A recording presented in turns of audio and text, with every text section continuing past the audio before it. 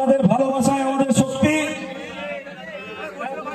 এরপর আজকের এই আফগানিস্তান পাকিস্তান থেকে হিন্দু শিখ জৈন প্রায় মুছে গেছে বললে চলে।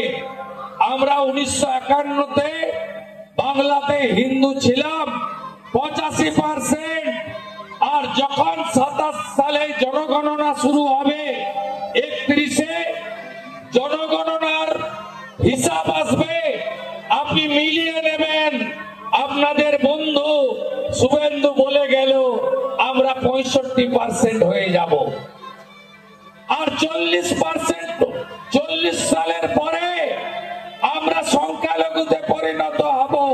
যেমন মালদাতে মুর্শিদাবাদে আজকে হিন্দুরা বিপন্ন হয়েছে। ভাষার নামে, জাতের নামে, রাজনীতির নামে বিভক্ত হবেন না। বাটেঙ্গে তো কাটেঙ্গে, এক রহেগে তো সেফ রহেগে।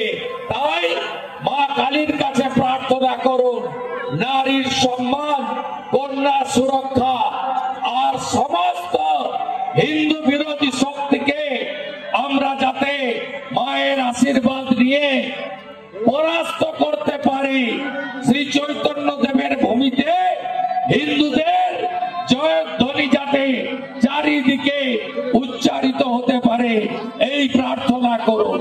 ঠিক কথাই বলেছেন অরিজিৎ ভাই। আমাদের রাজ্যে উত্তরপ্রদেশের মতো, আসামের মতো, মহারাষ্ট্রের মতো প্রকৃত রাষ্ট্রবাদী এবং হিন্দুত্ববাদী সরকার 26 সালে তৈরি করতে হবে। সেই সরকারের নেতৃত্ব কে দেবেন? নরেন্দ্র মোদী ঠিক করবেন। নিশ্চিতভাবে আমরা চাইব তিনি এসে এখানকার পূজা উদ্বোধন করুক। তাই সকলকে বলবো, হিন্দু হিন্দু ভাই ভাই, হিন্দুরা এক হতে হবে, সনাতনকে এগিয়ে নিয়ে যেতে হবে। সবাই ভালো থাকবেন, সবাই ভালো থাকবেন। এসব আগামী বছর থাকবে না।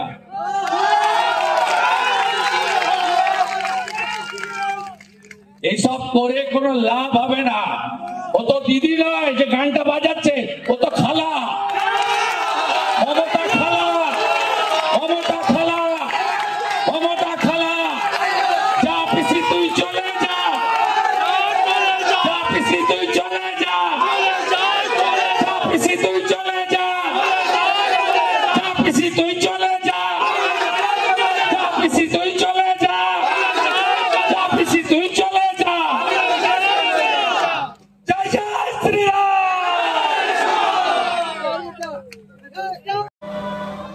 ঐক্যবদ্ধ হতে হবে ভীষণ ভাবে, নইলে এই বাংলা যা হিন্দুদের হোমল্যান্ড হিসেবে ডক্টর শ্যামাপ্রসাদ মুখার্জিরা দিয়ে গেছিলেন, এই হিন্দু হোমল্যান্ড থাকবে না। একদিকে বাংলাদেশ যা আগে পূর্ব পাকিস্তান ছিল, 47-এর